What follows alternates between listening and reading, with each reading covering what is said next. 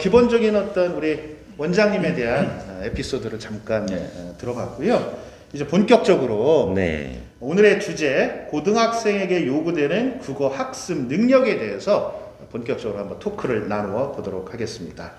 자, 우리 원장님께서 생각하시는 학생들의 국어 학습 능력, 이 부분에 대해서 말씀을 한번 해주시죠. 네, 국어 학습 능력을 갖추고 있다면 당연히 뭐 학교 시험이나 그 분기별로 보는 학력평가, 보통 모의고사라고 표현하죠.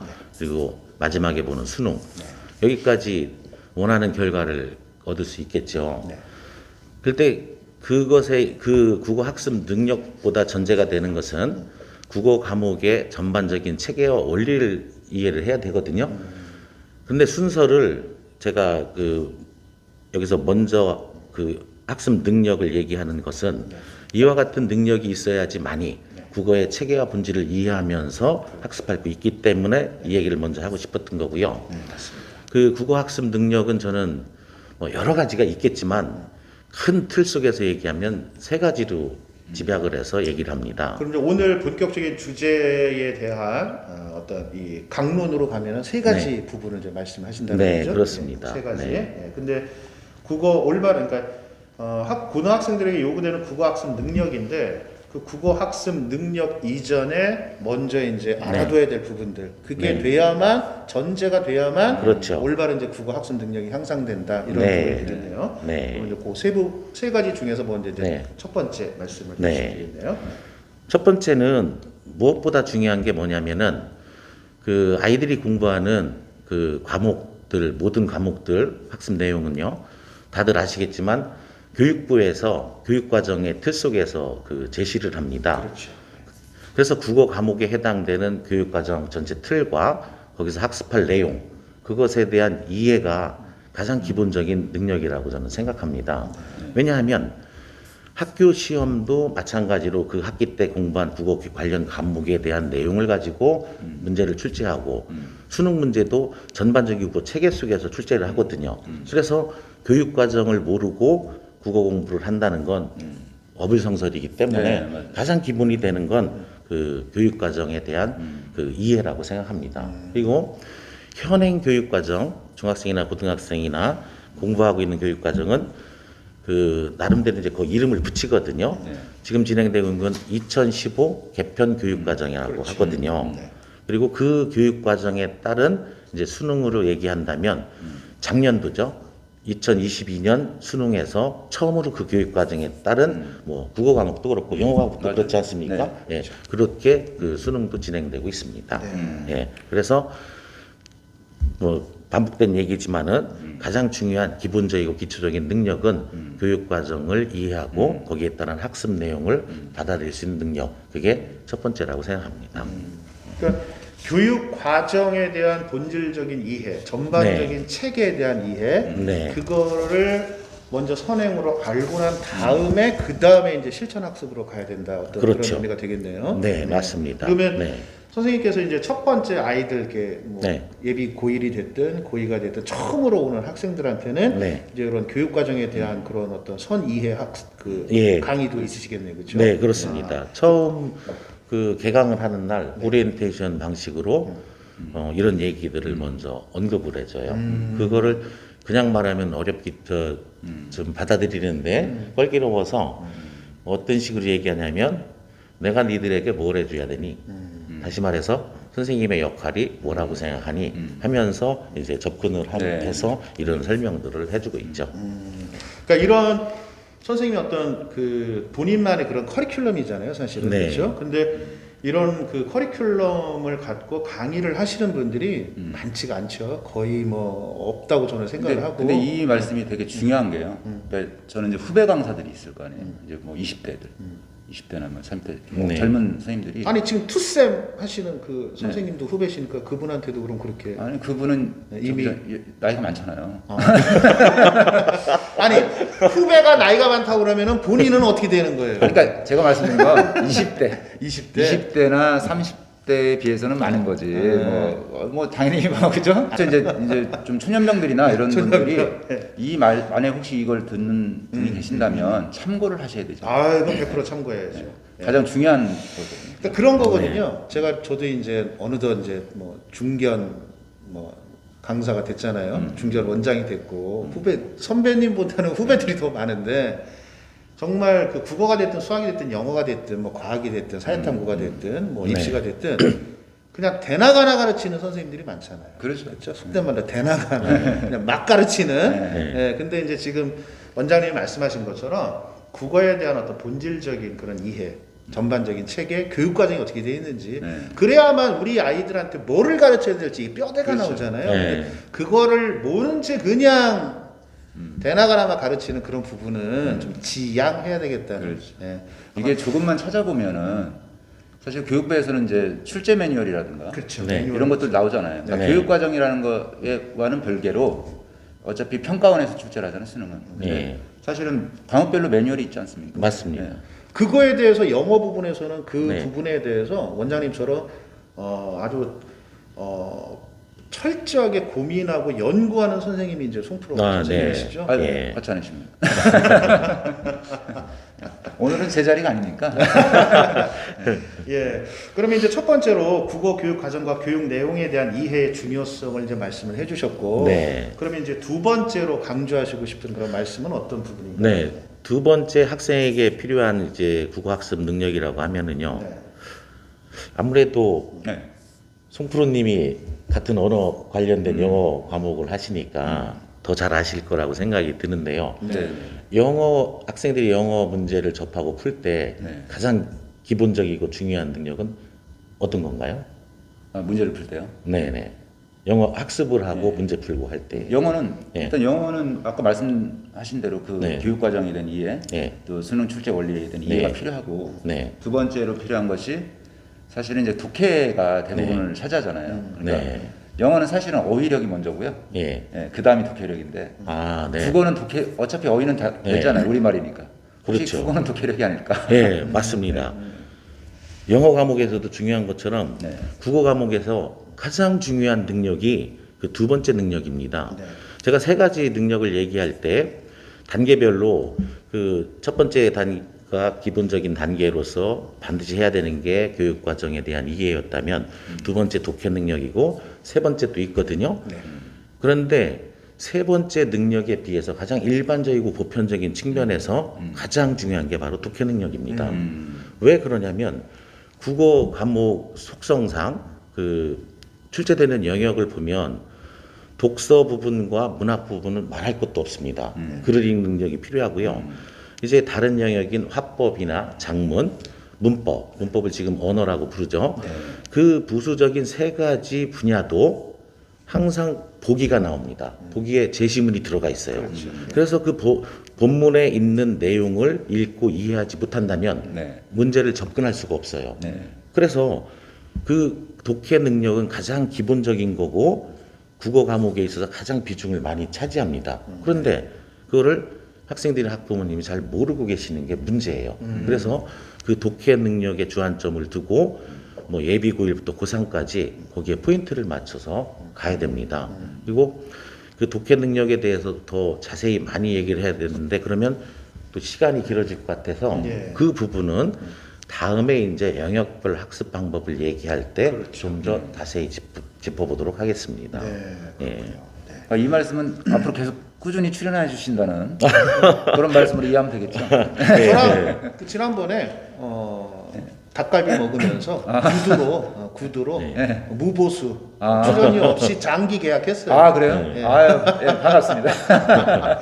네, 그래서 워낙 이제 그 학생들 뭐 20여 년 넘게 강의하시면서 거기에서 이제 쌓아오신 어떤 정말 고퀄의 어떤 노하우가 계시잖아요. 그 부분을 우리 이제 구독자분들을 위해서 이제 다 이제 풀어놓는 거죠. 대방출이죠, 말 그대로. 대방출. 그래서 뭐 오늘 하루로 끝낼 수는 없는 거고 사실은 뭐 시리즈로 해가지고 이렇게 쭉 나와야 되는 부분이라서요. 오늘은 이제 전반적인 부분에 대해서 개론 형태로 토크를 진행을 해보는 거고요. 어쨌든 두 번째 말씀하신 부분은 이제 독해력. 송프로님, 또 제가 질문을 하나 드릴까요? 국어 과목은 수능에서 학력평가에서 몇 문항 또 시험 시간 몇 분으로 되어 있는지 알고 계시나요? 45문항이죠? 네. 45문항. 45문항입니다. 영어도 그렇죠? 영어도 똑같아요. 그럼 시간도 같겠네요? 아니, 영어는 70분이고요. 네네. 영어는 좀 더 길잖아요. 네. 국어가 더 길죠? 아니, 그러니까 국어가. 네. 영어보다 국어가 더 길죠. 네. 그래서 45문항 80분으로 구성되어 있고요. 그 시험 시간과 문항수만 보면 아니 뭐 80분 동안 45문항을 못 풀릴까 이렇게 생각하거든요. 근데 중요한 거는 시험지 지면입니다. 일반 시험지 용지, 비포 용지로 볼 때 일반적으로 16쪽으로 돼 있어요. 그리고 그게 단위로 나뉘어 있어요. 거기에 아까 말씀드린 5가지 영역별로 다양한 글이 들어가 있다 보니까 시간 내에 본문을 읽고 그다음 보기를 이해하고 마지막에 이제 1번부터 5번까지 답지문 적절성 평가를 해서 그렇죠. 스스로 그거를 자기가 정답이라고 체크해야 되거든요. 그러면 그와 같이 시간 내에 그걸 끝내는 학생들의 비율이 수능에서 얼마나 될 것 같습니까? 다시 질문이 어떠세요? 45분, 45문항을 80분 동안 완벽하게 본문을 독해하고 이해하고 자기 생각대로 정답을 찾아서 OMR 카드 작성해서 제출하는 시간 내에 제출하는 학생 완벽하게 비율이요. 했다는 얘기는 100점이 나야 된다는 얘기죠. 그렇죠. 100점 아니면 1등급이 되겠죠. 네. 1등급까지는 완벽하다는 그 정도 본문을 다 읽고 문제를 푸는 학생 비율 거의 없지 않나요? 그런가요? 소수겠죠. 왜냐하면 영어 같은 경우는 8페이지거든요. 쪽수가 작아요. 네, 쪽수가 문항은 작잖아요. 같지만. 그러니까 저는 지금 깜짝 놀란 게 제가 사실 젊은 때는 그 30대 초중반까지는 국어를 풀었거든요. 왜냐면 영어 강사를 계속 해왔기 때문에 국어도 한때는 공부했던지라 궁금하잖아요. 어떻게 변하나. 그래서 이렇게 풀어왔었어요. 근데 제가 어느 순간부터는 손을 놓게 되더라고요. 왜냐면 예전에는 그래도 좀 점수가 나왔거든요. 그리고 다 끝까지 풀고. 어느 순간부터 난이도가 되게 어려워지더라고요. 그게 2017부터 2020 수능이에요. 2010? 네, 2017 입시 대입 수능부터 2020년인데 아까 말씀드린 교육 과정과 연계를 시키면 그 교육 과정의 그 기본 정신이라고 할 수 있는 건 뭐냐면 독서를 통한 학습입니다. 그러니까 국어 과목만 얘기하는 게 아니고 예를 들어 수학이나 과학을 공부할지라도 그 관련된 내용을 먼저 학생들이 독서 활동을 선행을 하고 그 다음에 교과목 공부하는 체계가 2017에서 2020년입니다. 그러다 보니까 국어 시험 문제를 낼 때에도 더 깊이 있는 독서 제시문이 나오고 그리고 양적으로나 안에 들어간 정보를 볼 때 과거 수능에 비해서 더 많은 정보를 이해하고 읽어야 되다 보니까 더더욱 독해 능력이 그때부터 더 강조가 된 거죠. 이게 16페이지로 증가된 거는 예전엔 더 짧았던 걸로 제가 기억하거든요. 페이지 수. 아닙니다. 똑같아요. 94년 1차부터 지금까지 똑같이 16페이지입니다. 문항수만 좀 왔다 갔다 했죠. 네, 맞습니다. 그다음에 배점도 왔다 갔다 했던 분이었고 옛날에 뭐 1점, 2점도 있고 1.8점도 있고 그랬는데 문항수는 똑같고요. 16페이지는 똑같고 문항수는 이제 60문항이었을 때도 있고 50문항이었을 지금 이제 45문항이 됐으니까 그렇습니다. 어쨌든 그런 제한된 시간 내에 정확하게 제시물 문항을 분석하고 제시문을 이해하고 그 다음에 보기 문항은 보기도 독해를 해서 이해를 맞습니다. 해야 되고 그 다음에 국어는 또 1번부터 5번까지 선택지를 또 독해하는 능력도 있어야 되고 하니까 그 제한된 80분 안에 그런 완벽한 독해력을 갖고 있지 않으면 수능에서 1등급을 받는 게 어려워진다 이런 얘기가 되는 거고요. 그렇습니다. 그러면 그 선생님께서 학생들한테 평소에 이제 어떤 모의고사나 이런 훈련을 할 때 80분 안에 그런 문제를 신속하게 풀게 하는 어떤 그런 어떤 이 시뮬레이션도 좀 하고 그러시나요, 선생님? 특별한 방법적인 걸 말씀하시는 방법적인 거예요? 거나 아니면 학생들한테 제한된 시간 내에 푸는 어떤 그런 이 트레이닝 뭐 이런 제한된 시간 내에 푸는 거는요. 제시된 글을 읽을 수 있는 능력이 없으면 풀 수가 없죠. 그래서 독해 능력 계속 말씀드린 거고요. 보통 일반적인 학생들은 뒤쪽으로 가면 글 한 편이나 두 편을 못 읽습니다. 못 읽- 네. 그냥 찍고 그냥 끝나죠. 그렇죠. 예. 그럴 때 이제 그 부분을 수준을 향상시키기 위해서는 뭐 문학에서 각 영역별로 뭐 시나 소설, 고전 문학 나름대로의 그걸 효율적으로 빠르게 읽을 수 있는 그런 방법. 스킬적인 또, 측면. 예, 네. 비문학도 그런 측면들을 이제 수업 시간에는 얘기를 하죠. 예. 그러니까 평상시에 제한된 시간 내에 많은 양의 정보가 담겨 있는 국어 수능 문제를 풀 수 있는 실전 훈련, 네. 그런 스킬적인 측면, 본질적인 측면 네. 이런 것들을 이제 강조를 하시는 거고요. 그리고 지금 말씀해 주신 것처럼 많은 사람들의 오해와 착각은 뭐냐면 제한된 시간 내에 풀기가 어렵다 보니까 무슨 생각을 하냐면 빠르게 읽어야 된다고 생각합니다. 그런데 그건 잘못된 그쪽 생각입니다. 한점 있으죠. 네. 빠르게 읽기 이전의 전제는 뭐냐면 정확하게 읽어야 됩니다. 그렇죠. 최소한 본문에 있는 사실적 정보들을 정확하게 읽고 정리하는 훈련이 되면 그것이 축적이 되었을 때에 저절로 이제 나도 모르게 글이 빠르게 읽게 되고 시간 내 문제를 풀 수 있게 되죠. 정확한 표현이죠. 네. 예. 그러니까 저도 이제 학생들한테 강조할 때 네. 짜장면 배달과 국어 학습은 똑같다. 네. 짜장면 배달도 정확해야 되잖아요. 그렇죠. 짬뽕을 시켰는데 짜장면이 오면 안 되거든요. 네. 1분 만에 왔는데 어라 나는 짬뽕을 시켰는데 왜 짬뽕이 왔어? 이러면 안 되잖아요. 네. 그래서 짜장면 배달이 원래 모토가 중국집에 다 있잖아요. 신속 정확이거든요. 네. 근데 원장님 말씀하신 것처럼 국어학습은 신속 이전에 네. 정확성이 돼야만 그 다음에 이제 신속하게 된다. 그렇죠. 네, 그리고 그런 그것이 말씀이시죠. 그 꾸준한 시간과 노력이 필요하다는 거예요. 그거를 단기간에 이룰 수는 없는 거거든요. 그러니까 그래서 제가 예전에 우리 송프로 선생님하고 이제 토크 할 때 네. 국어 뭐 2개월 완성, 네. 3개월 완성. 제가 엄청나게 그 부분에 대해서 막 얘기를 했거든요. 네. 아니 그냥 차라리 2개월 뭐 훑기 뭐 네. 그 정도면 괜찮을 텐데. 네. 아니 지금 원장님 말씀하신 것처럼 단기간에 낼 수가 없는데 완성이라는 표현은 좀 그렇잖아요, 그렇죠? 네. 불가능한 거죠. 완성이라는 거는 아까 먼저 말씀드린 국어의 어떤 체계나 원리나 본질을 통해서 지금 오늘 말씀드리고 있는 세 가지 학습 능력이 결합됐을 때 네. 완성이 되는 거죠. 그렇죠. 그리고 그거에 그런 수준까지 올라가기에는 시간과 노력이 필요한 거고요. 그래서 제가 좋아하는 그 중국 속담이 하나 있어요. 중국어로 말씀해 주시는 건가요? 아, 네. 중국어는 잘 모르지만 그 옛날에 대학 때 그 속담을 듣고 아 이건 나름대로 참 의미가 있다 싶어서 그 문장을 외우고 있거든요. 네. 어떤 속담이냐면 빵즈 끄스 이끄쯔더 이런 속담이에요. 네. 그걸 우리말로 이제 바꾸면 뚱뚱이는 한 숟가락에 이루어지지 않았다. 아. 그게 저기랑 비슷한 속담이거든요. 의미네요. 그러면 네. Rome was 맞습니다. 그렇죠? Rome 예. was not built in a day. 네. 뭐 이런 네, 부분이네요. 네. 예. 같은 의미죠. 예. 뚱뚱이는 한 숟가락에 이루어지지 않는다. 네. 예. 그게 이제 그 의미가 한번 네. 말씀을. 예. 네. 뚱뚱이가 되기 위해서 밥을 많이 먹어야 되는 것처럼 국어도 나름대로 만족할 만한 혹은 뭐 완성된 수준이 되기 위해서는 꾸준한 노력과 시간이 필요하다는 거죠. 그걸 힘들어하지 말자는 거예요. 네. 그거를 거부하는 순간 국어 상위권은 이제 무너지는 거죠. 그렇죠. 네. 어쨌든 우리 구독자분들 중국어는 제가 기억을 하지 못했지만 뚱뚱이는 한 숟가락에 이루어지지 않는다. 네. 영어식 표현으로 하면은 로마는 하루아침에 이루어지지 않는다. 네. 그렇죠? 맞습니다. 예. 영어로 한번 보세요. Rumors not built in a 네. day. 제가 항상 말씀드리는 게 발음이 네. 약간 저 서부 쪽이에요. 그래서 동부 쪽 발음에 익숙한 네. 저는 약간 저 잉글랜드 쪽이니까 네. 잘 못 알아듣겠어요. 뭐 이렇게 확 하는데 어쨌든 우리 학생들에게 좀 전에 말씀하신 국어에 대한 본질적인 이해, 그 다음에 교육 과정에 대한 이해, 네. 그다음에 두 번째가 이제 독해력이었고, 네. 그러면 이제 세 번째 부분은 어떻게 되나요? 아, 원장님? 네. 그 세 번째 부분도 결국은 두 번째 내용하고 연결될 수밖에 없어요. 네. 아까 그 제한된 시간 내에 문제를 다 푸는 학생은 상당히 적다라고 말씀드렸잖아요. 네.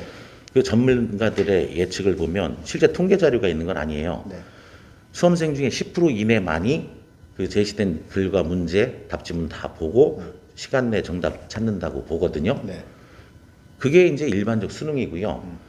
예를 들어서 좀 어려웠다고 하는 2019년 수능이나 작년 수능 같은 국어 과목에서는 1% 이하 정도만 시간 내에 다 푼다고 보는 거예요. 그럼 어쨌든 보통 10% 상위권 학생들이 시간 내에 글을 다 읽고 이해를 하고 그다음 답지문 평가를 해서 정답을 찾았다면 그 학생들의 점수는 어느 정도야 되겠습니까? 당연히 만점 가까이 돼야 네, 되잖아요. 그렇죠. 네. 그런데 국어 과목을 보면 실제 수능이나 모의 수능 1등급 커트라인을 보면 네.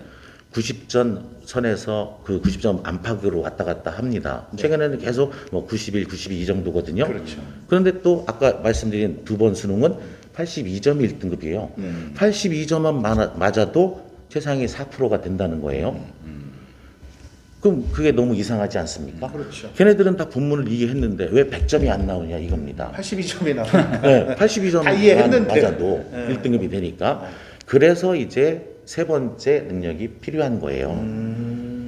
그 세 번째 능력을 말씀하시기 위해서 이제 앞에 이렇게 예. 말씀해 주신 거네요. 맞습니다. 네. 그세 번째 능력이 그럼 어떤 건가요? 네네. 그 첫 번째 말씀드린 거 그 교육 과정을 이해하고 두 교육과정을 번째 이해하고. 독해 능력을 갖추고 네. 그다음에 이제 세 번째 능력이 되는데 수능을 출제하는 곳이 한국교육과정평가원 아닙니까? 그렇죠. 그 한국교육과정평가원에서 분명히 국어 과목에 대해서 말을 했습니다. 설명을 해줬어요. 네. 아까 송프로님 말씀하신 그 수능 매뉴얼에 나오거든요. 우리 평가원에서는 학생들의 언어를 통한 사고 능력을 평가하는 과목이 국어다. 이렇게 말을 했습니다. 네. 거기에 답이 있다는 거예요. 예.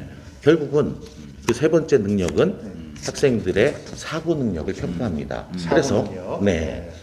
그러면 이제 지금 이제 먼저 사고 능력에 대해서 구체적으로 말씀하시기 전에 한번 종합해 네. 보면 고등학생에게 요구되는 올바른 국어 능력이라는 게 첫 번째가 이제 교육 과정에 대한 이해, 네. 두 번째가 이제 전반적인 독해력, 네. 그다음에 세 번째가 이제 사고력 이렇게 네. 일단 그렇습니다. 정리를 하고 세 번째 사고력 부분에 대해서 말씀을 한번 네. 해주시죠. 네.